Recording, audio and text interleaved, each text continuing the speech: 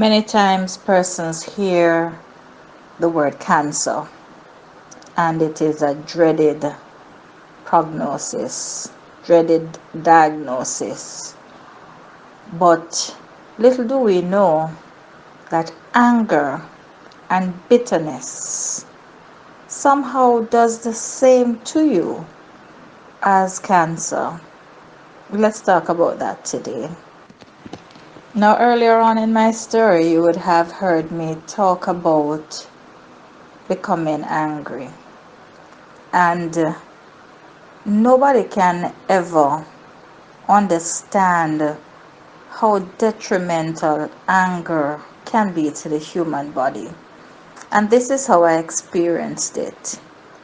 Whenever a trigger occurred, and a trigger is anything that forcefully slaps you out of where you are and pulls you into a place of total uncontrollable rage, in my case, that stimulates suddenly an impulse because something that has been lying latent, something that has been sleeping, was forcefully yanked awake and made evident.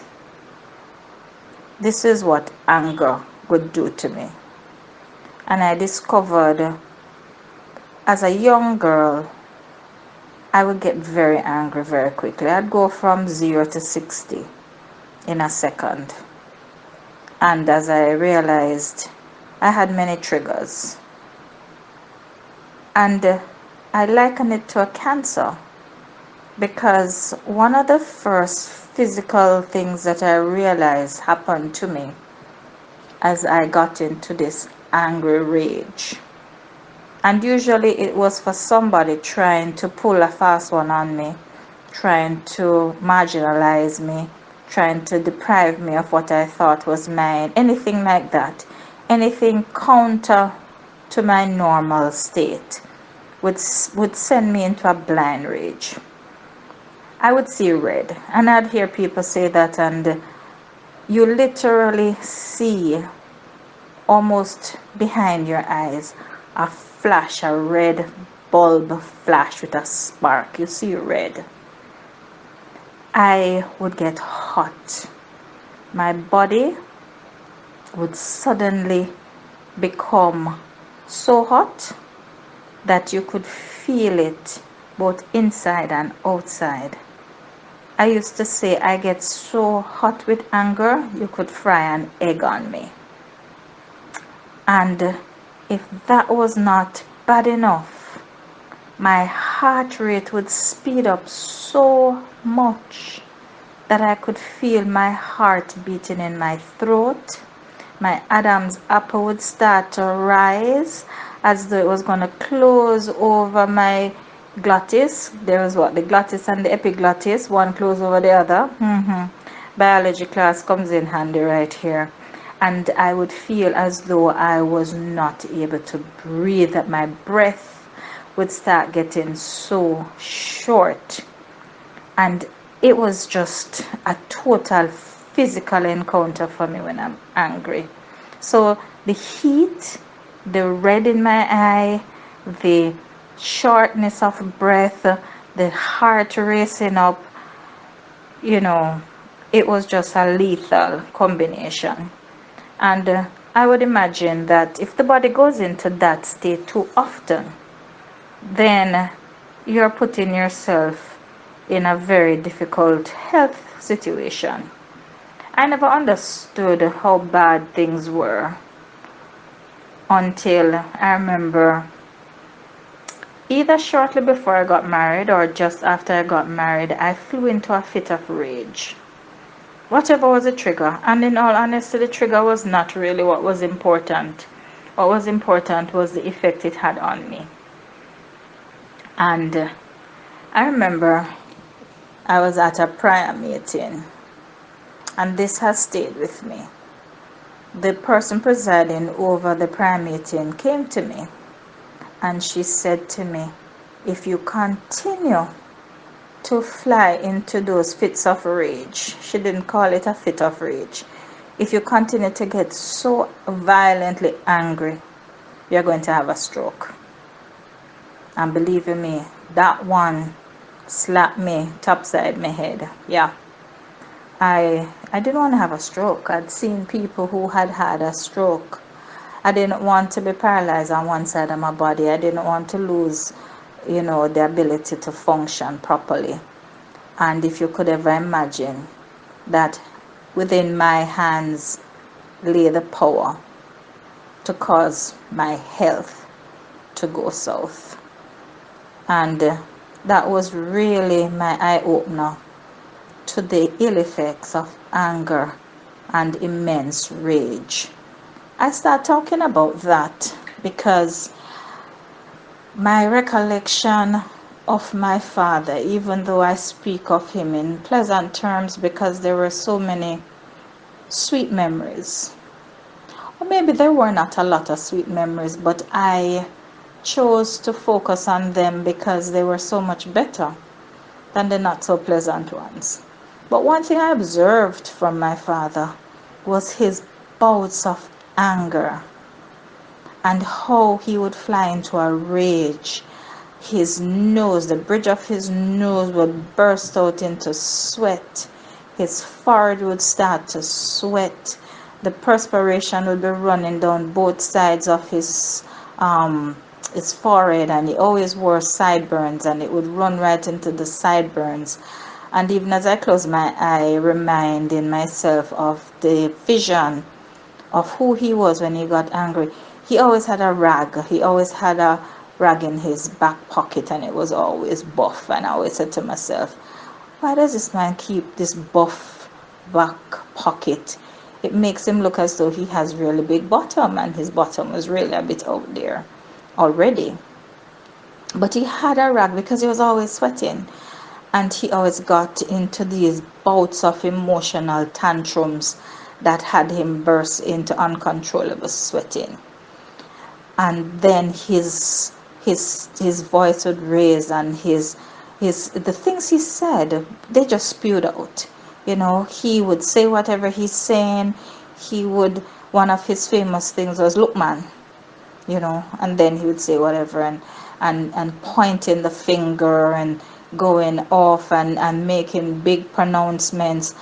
I will never, and you will never, and if you ever. Those were the starting points of his responses as he flew into uncontrollable rage. And then generally he would say his point. Whomever, usually my mother, that he was arguing with, would be going tea to toe, because you see how I grew up, nobody understood that fire never quenches fire. Everybody threw another log or two or three into the raging fire, because somebody has to walk out with the upper hand. There was no peacemaker. I never grew up in an environment where there was somebody quelling the peace. There was always somebody adding to the fire. And so you can imagine, there they are. He's outside, usually standing by his car at the time. I remember him driving a Triumph. And he is trying to get my mother to agree or to reason something out. He's out on the roadside. She's usually on the veranda or just on the slope of the driveway. And they're giving it to each other, voices raised, everything, and they're going at it. And he's saying, you never, and she is saying, this will never happen, whatever it was. Usually it was about me or something connected to me. And from my earliest recollection all the way to age 16, that April, that eventful April, there was always something else happening.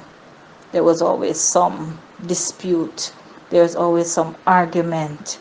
And I, for the life of me, couldn't understand, why do they have to quarrel so much just to get the point across?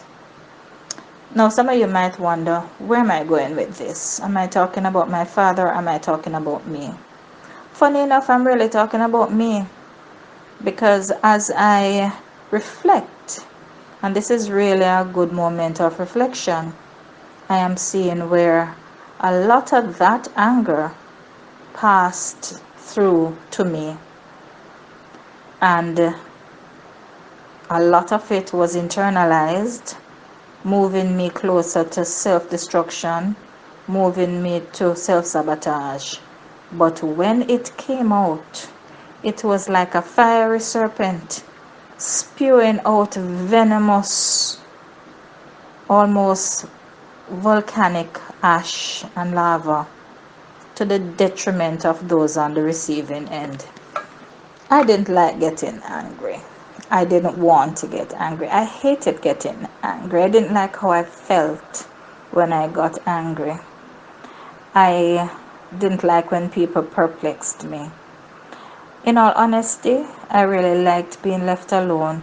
Not because I want to be alone, but somehow there was always something to get me angry. And I figured if I'm left alone, then I won't get angry. Then I won't fly into this ridiculous, uncontrollable rage, which at the end of it, I would have to find myself in a little corner and try to calm myself down. And little known to many people who would get me into this stupor. Calming myself down sometimes would take hours, because literally I would have to get my blood pressure back down to normal. I would have to get that heat down. I would have to get the whatever was that acidic like feeling that probably was invading even my stomach. Because what you all don't know was, even though I was never a drinker, nor a smoker, nor abused any substances, I, as a young entertainment coordinator at Hedonism, was diagnosed with an ulcerated stomach. So basically, this is how I look at it. I'm not a medical professional, but apparently my situation produced so much acid that it was beginning to digest the walls of my stomach. And so, as the hydrochloric acid, which is usually produced to digest protein in the stomach, spews into my stomach, with nothing to work on, the stomach walls became the protein that were digested. And so I would have over time excruciating stomach pains triggered by these ulcers in my stomach. And this is me self diagnosing and attributing it to being angry. So over time, I discovered that I really wanted to stay away from situations that caused me to be angry. But situations always seem to hunt me down. So my solution was, if I stay away from people, if I stay away from triggers, then the anger would subside. And it worked for a while. But can I say, persons always sought me out. Persons always had some contentious thing to bring. There was always something to make this go off. And I would respond, I would retaliate. It was like a button, and they all knew where it was, and they all came ready to push it. And of course, like a flare gun, as soon as it was pressed, I would be off and running. There's a scripture that came to my mind as I started speaking: be angry and sin not. And many persons will expound on this in many different ways. But if you do harm towards your own body, I think you're sinning against your entire body. So even in those mad bouts of anger, that scripture would speak to the fact that in my anger, it should never become an all-consuming fire. I should never be doing harm to myself. But having presented the picture and even showing the root from which I'm assuming it might have sprung, because I had my own homegrown reasons to be easily angered, to be easily triggered, to fly off the deep end at the drop of a hat. What have I learned? And this is what is most important. The first lesson I learned is I'm in charge of my buttons, my triggers, my responses. I cannot live my life allowing persons to press my buttons, to be my trigger, to determine how I'm going to respond. There's no way I should live my life becoming so responsive, because then people will yank you around like a puppet. So they pull your strings to the left, you move to the left. They pull it to the right, you move to the right. You're not in control of yourself. And I think there are persons who, when they identify your triggers, they will play on them and they will have you become an emotional nutcase. Because what I did not present was one of the after effects of these flare-ups would be the lows. So the flare-ups were like an adrenaline rush, a high, but then the lows were low. It was like a crash. I can just imagine this is how a drug addict, a junkie feels, because after they have done the deed, after they have gotten that high, in their case they sought for it, in my case it was just thrust upon me, or so I thought. But the low is such a crashing low that you literally want to just curl up in a corner and cry, and that's how I spent most of my time. So from this unbelievable uproar to this tremendous low, the emotional seesaw was really beginning to wreak havoc on my mental state. And yes, I talk about mental health because in this season, finally, persons are beginning to give it the recognition that it demands. We're so afraid of the obvious outside type visible diseases, the heart disease and the diabetes and the stroke and the cancers and all of these visible consuming illnesses. But there are some others, those silent killers, those that get in and they ravish you. It's a case where you go to the medical practitioner and you're complaining of whatever ails you, and they do all the tests, and sometimes it's a battery of tests, and they send you off to the specialist, and there's no visible reason why you should be having this problem, and they will do all that they can, sometimes until they say there's nothing else we can do, but you're still feeling it, you're still suffering from it. Could be lethargy, it could be antisocial behavior. Many times it's a physical pain because that's what sends you to the doctor. But there's absolutely nothing that they find medically wrong with you. And such is what I discovered too, because I've had 4 years weight gain and retention of fluid. And they have tried all the things that at that time could cause these things. They have tried all of the tests, the endocrinal system, the pituitary gland test, the metabolism rate test, I don't even remember. There was a time when I felt like I was a proper guinea pig, because physically there was nothing wrong, but there was never a test to see emotionally, psychologically, what could be contributing to this situation. And so I want to bring this conversation in that direction. Emotional health, emotional well-being, the state of your mental faculty, and how that will injure you, how lack of proper mental health, proper mental care, proper emotional balance can destroy you. Because you see, we're not just mind, body, spirit the way we like to see it. We are an electrical circuit.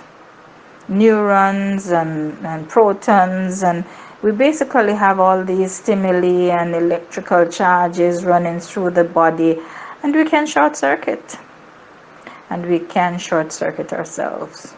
And it's okay to see a robot short circuiting and literally just shutting down because it's a robot. But what are the odds if I were to suggest to you that just like that robot, we could be short circuiting ourselves and shutting down? I'm going to leave it here for today, but just bear in mind that that root of bitterness, driven by anger, frustration, and distress, can be more than just a root. It can be the source of your health, and what is inside of you could just be killing you.